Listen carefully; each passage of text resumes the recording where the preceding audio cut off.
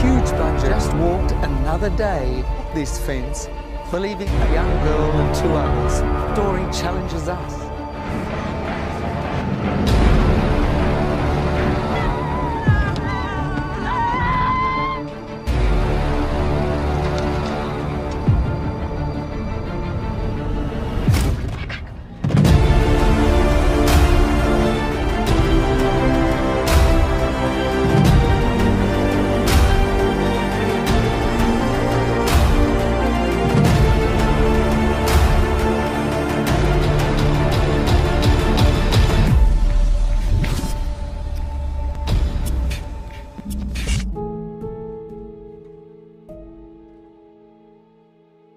Pada kesempatan kali ini, saya akan membahas sebuah film yang diangkat dari kisah nyata mengenai pelarian 3 orang gadis yang diculik dan dipaksa untuk tinggal bersama mereka. Namun, apakah 3 bocah gadis itu berhasil selamat dan melarikan diri, atau justru malah sebaliknya dan dijadikan budak oleh mereka?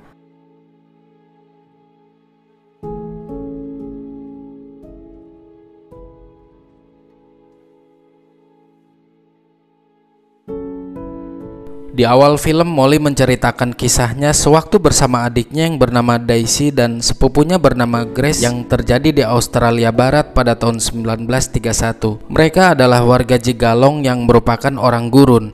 Saat itu ibunya Molly menceritakan bagaimana dulu orang kulit putih datang dan membuat gudang di Jigalong, membawa pakaian, teh, dan lain-lain. Dan pada hari-hari tertentu mereka juga membagikan gandum kepada warga lokal. Hal itu memicu sebagian warga lokal untuk mendirikan tenda di dekat gudang mereka. Ternyata orang-orang Eropa membuat pagar yang sangat panjang di sana. Ayahnya adalah orang kulit putih yang bekerja membangun pagar dan sudah pergi sejak pagar telah selesai. Karena 3 gadis kecil ini adalah blasteran dari bangsa Eropa dan suku aborigin, maka mereka menyebutnya anak setengah kasta.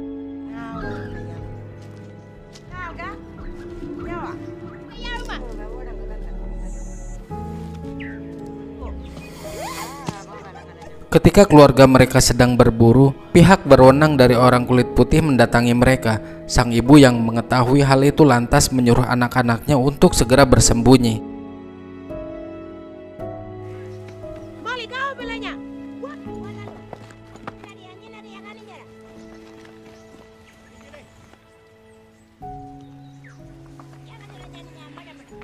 Di kota Perth, seorang pria bernama Neville dari warga kulit putih yang menjadi wali hukum suku aborigin di Australia pun memberikan surat perintah agar membawa anak-anak setengah kasta yang ada di Jigalong untuk dibawa ke Moore River. Jadi Moore River yang dimaksud di sini adalah sebuah tempat penampungan yang diperuntukkan bagi anak-anak blasteran supaya mereka dididik mengikuti budaya orang-orang Eropa. Nah, kalau kita menelisik jauh ke belakang, aturan di mana adanya pemisahan ras suku aborigin tersebut jelas terdapat niat dan tujuan yang tersirat, yaitu adanya pemusnahan suku dengan cara yang sangat halus, dengan cara mengajarkan budaya orang-orang Eropa dan dikawinkan antara suku aborigin dengan orang-orang kulit putih.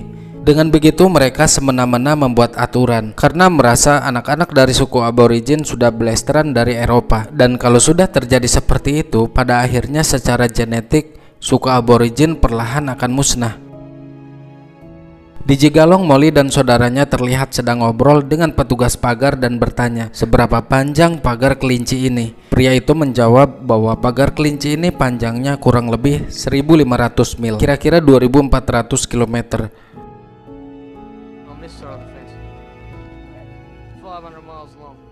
Dan perlu diketahui tujuan mereka membuat pagar sepanjang ini adalah untuk menjaga kelinci dan hama lainnya supaya nggak masuk ke area pertanian. Makanya pagar itu dinamai pagar kelinci sesuai dengan judul. Bahkan secara keseluruhan pagar kelinci yang ada di Australia lebih dari 5.000 km. Ketika keluarga Molly sedang mengambil gandum, penjaga pagar memberikan info bahwa Tuan Neville menginginkan Molly. Sang ibu menegaskan jika Molly tidak akan pernah pergi meninggalkannya. Dan benar saja, akhirnya ada petugas datang yang akan membawa mereka bertiga. Molly yang melihat hal itu segera berlari menyelamatkan diri. Aksi kejar-kejaran dan ketegangan pun terjadi di sini.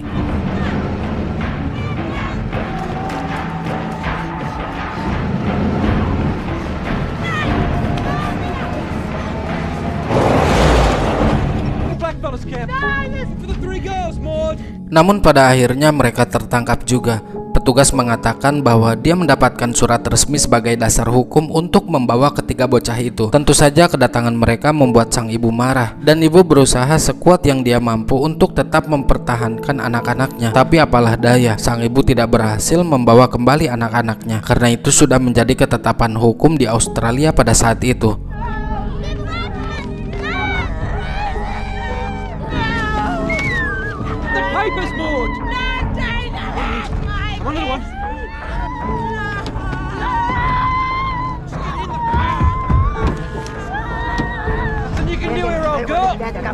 Dapat kita rasakan bersama gimana rasanya kehilangan anak-anak yang kita sayangi. Bahkan nenek Molly tampak begitu frustasi sampai-sampai memukuli kepalanya sendiri menggunakan batu.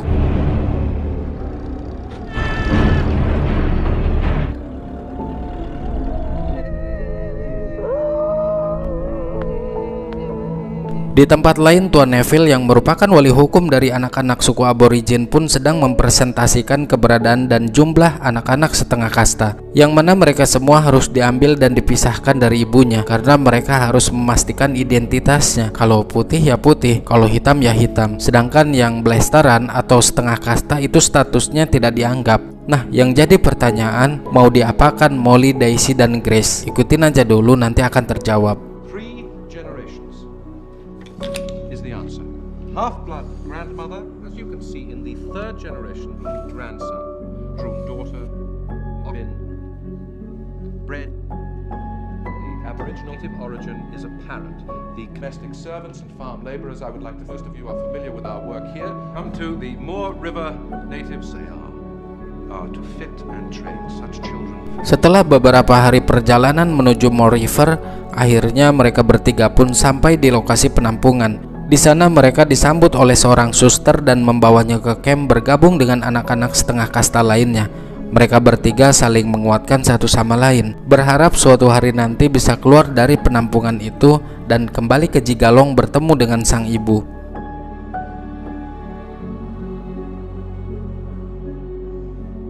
Pagi hari mereka dibangunkan dari tidurnya bersama anak-anak setengah kasta yang lain. Mereka bingung sekaligus ketakutan. Bingung dengan rencana apa yang akan orang-orang kulit putih lakukan terhadap dirinya.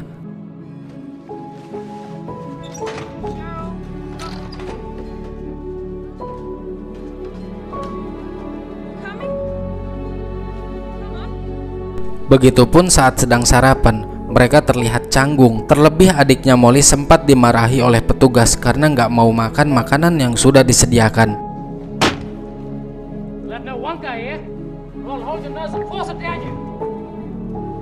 Selesai sarapan, mereka lanjut dimandikan oleh suster dan diberi pakaian putih agar sama dengan anak-anak yang lain. Suster melarang mereka menggunakan bahasa lokal dan harus memakai bahasa Inggris.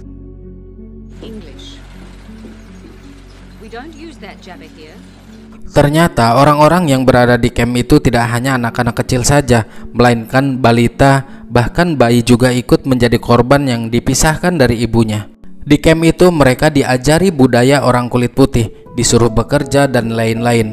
Sebenarnya anak setengah kasta ini dikumpulkan dan dididik di tempat itu agar mereka berperilaku seperti orang kulit putih, meninggalkan adat istiadat dari suku aborigin. Planning orang kulit putih, setelah anak-anak setengah kasta dewasa, mereka akan dipekerjakan di pabrik, perkebunan, dan menjadi pelayan di rumah orang-orang kulit putih. Pada suatu hari, Molly melihat temannya yang tertangkap saat dia mencoba kabur. Petugas membawanya ke sebuah ruangan penyiksaan sebagai bentuk hukuman.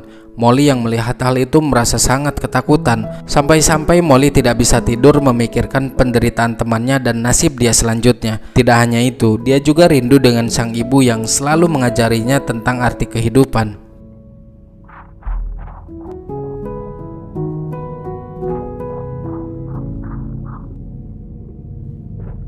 Atas dasar hal itu, Molly memiliki sebuah rencana untuk kabur. Saat dirasa sudah aman, dia mengajak adik dan sepupunya. Awalnya Grace menolak karena dia takut tertangkap, ditambah dengan tempat mereka terlalu jauh. Namun karena Molly memaksa, akhirnya dia pun mengikutinya.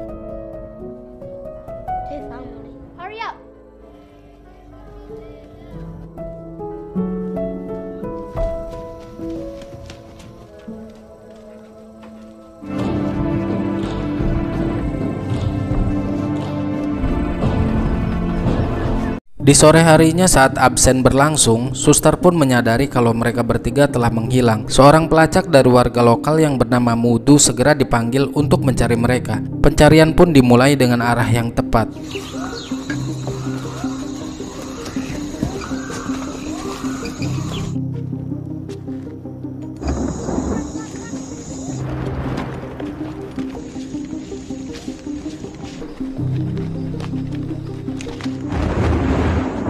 Mudu berjalan menyusuri hutan mengikuti jejak langkah mereka. Namun beruntung hujan turun dengan sangat deras, dan itu membuat Mudu kesulitan untuk mencarinya.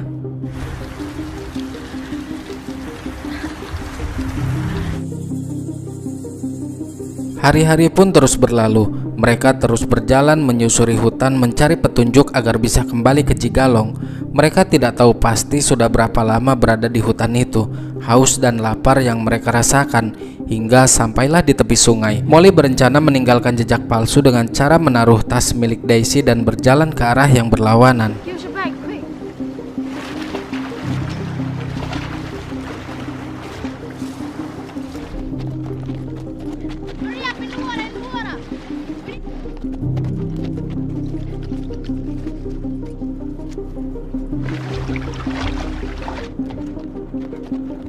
Namun sayangnya Mudu lebih berpengalaman. Dia berhasil membaca arah kemana mereka pergi. Dan untungnya Molly pun segera sadar kalau sang pelacak mengikutinya. Dengan cepat mereka bersembunyi agar tidak diketahui.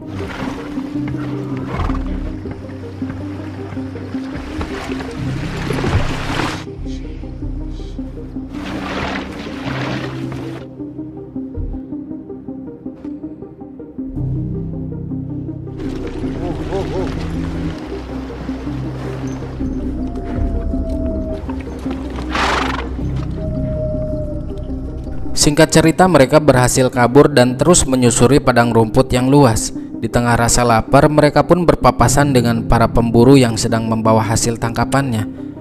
Tidak berpikir panjang, Molly langsung memberanikan diri untuk memintanya. Mengetahui 3 bocah itu kabur dari Mo River, pemburu itu pun memberikan korek api dan sedikit makanan, sehingga mereka bisa menghilangkan rasa lapar di malam ini.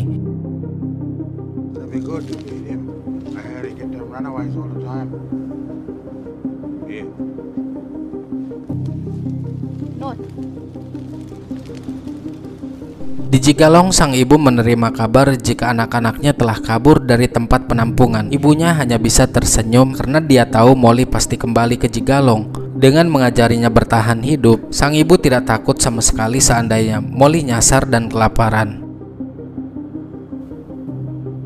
Di sisi lain, Tuan Neville sedang menganalisa keberadaan mereka dan pencarian pun langsung dilakukan.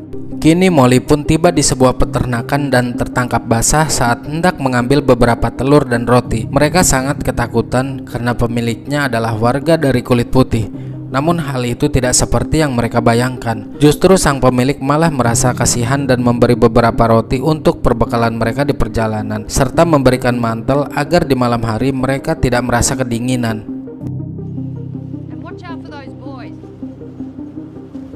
Di sini Molly bertanya mengenai keberadaan pagar kelinci. Karena dengan mengikuti pagar kelinci itu dia bisa sampai di Cigalong. Akhirnya perjalanan pun dilanjutkan ke arah timur.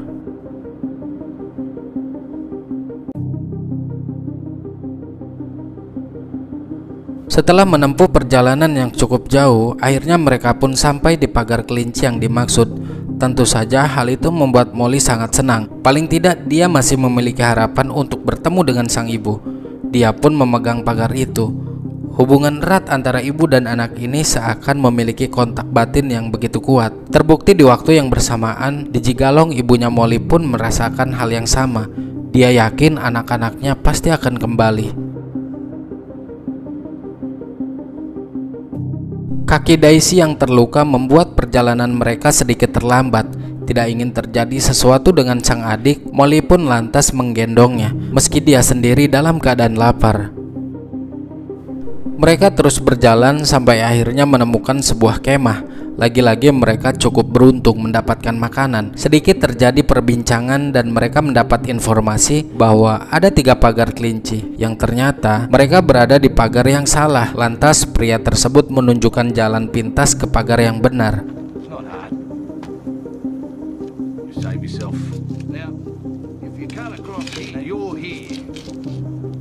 Di tempat lain, polisi dan pelacak itu pun tidak berhasil menemukan keberadaan mereka. Padahal sebelumnya tidak pernah ada seorang pun yang bisa lolos dari kejaran si pelacak. Beberapa hari Molly berjalan, dia merasa sangat lapar dan mencoba meminta makanan kepada seseorang yang ditemuinya.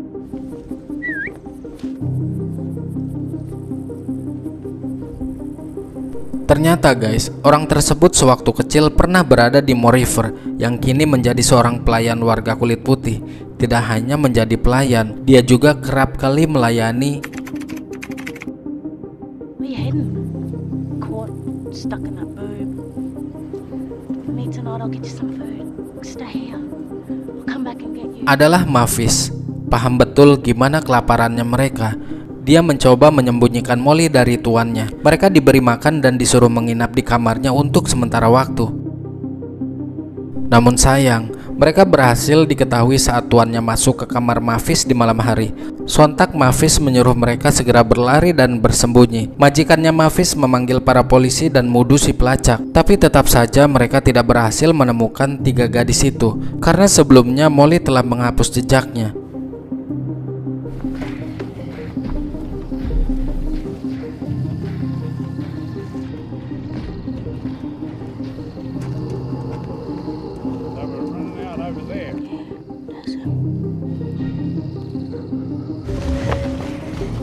Di tempat yang berbeda, Tuan Neville komplain kepada para polisi karena sampai saat ini Molly belum juga ditemukan. Padahal anggaran dana yang sudah dikeluarkan itu lumayan besar hanya untuk mencari 3 bocah itu saja. Akhirnya dia mengatur strategi lagi dengan cara menempatkan orang-orangnya di sekitar pagar yang kemungkinan akan dilewati oleh Molly. You get your man up there. Mudu can join him. I want them to stay there. Bell up the fence around here. Set up camp and wait. Berhari-hari para polisi dan mudu menunggu di pagar kelinci. Akan tetapi Molly belum juga terlihat. Sampai akhirnya Molly bertemu lagi dengan seorang pemburu yang lain, dan pria itu memberi makan kepada mereka. Di dalam perbincangannya, pria asing itu mengatakan bahwa polisi negara lagi nyari kalian bertiga. Informasi tersebut dia dapatkan dari sebuah koran. Dia juga mengatakan kepada Grace jika ibunya Grace sudah pindah ke wilayah Wiluna. Kalau Grace mau menyusul, pria tersebut menyarankan agar dia naik kereta api dari Mika. You can catch a train there from Mika.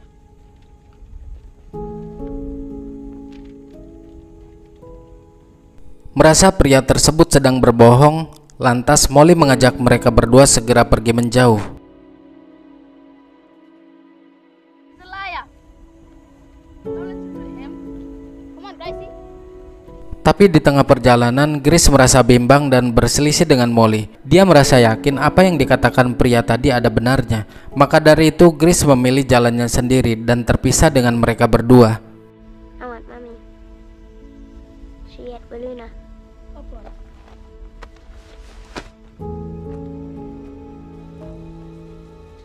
Molly dan Daisy berhenti sejenak sambil mencari makanan. Saat itu juga Molly kepikiran Grace. Dia tidak bisa membayangkan di luar sana Grace akan berjalan sendiri tanpa pengalaman bertahan hidup. Akhirnya Molly memutuskan untuk menyusul Grace. Dan ternyata Grace telah sampai di Mika, tempat pemberhentian kereta api. Molly dan Daisy menghampiri dengan penuh perhitungan dan hati-hati agar keberadaannya tidak diketahui orang-orang sekitar yang mungkin mereka adalah mata-mata.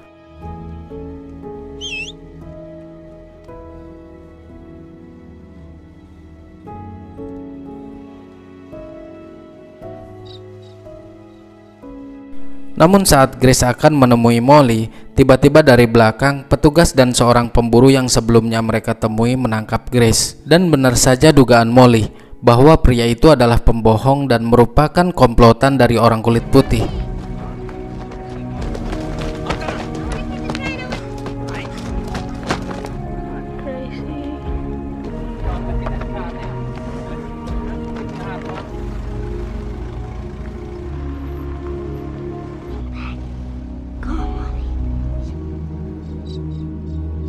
Kini tinggal mereka berdua yang melanjutkan perjalanan menuju arah Cigalong. Di sisi lain, Mudu dan petugas polisi sudah menunggu selama 3 minggu di pagar kelinci. Ternyata hasilnya nihil. Karena kesal, petugas yang berjaga pun akhirnya pergi dari sana.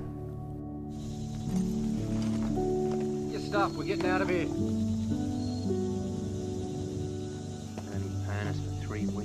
Tuan Neville yang sudah putus asa memerintahkan agar menghentikan pencarian mereka berdua dan menyuruh petugas untuk menunggunya saja di Jigalong. Protector, you are to proceed to Jigalong too. Berhari-hari Molly dan adiknya pun terus berjalan dalam keadaan haus dan lapar. Itu semua dia lakukan hanya untuk kembali ke Jigalong dan bertemu dengan sang ibu. Bahkan mereka sempat pingsan di padang tandus di bawah teriknya matahari.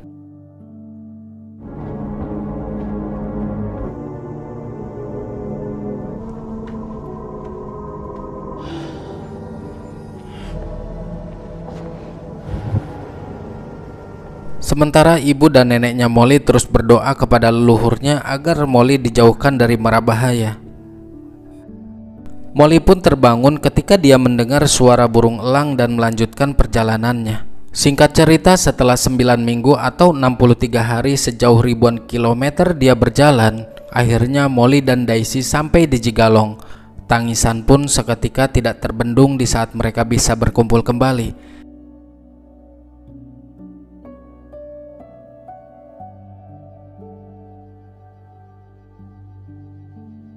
Sementara itu, Tuan Neville membuat pengumuman di koran tentang kegagalan mereka melacak Molly dan Daisy.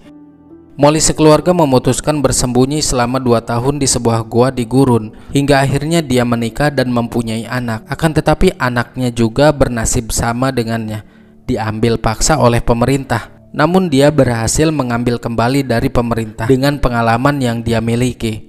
Di akhir kisah kita diperlihatkan Molly dan Daisy asli yang sudah tua. Mereka membagikan pengalamannya melalui film ini. Gimana perlakuan orang-orang kulit putih terhadap suku atau penduduk asli Australia.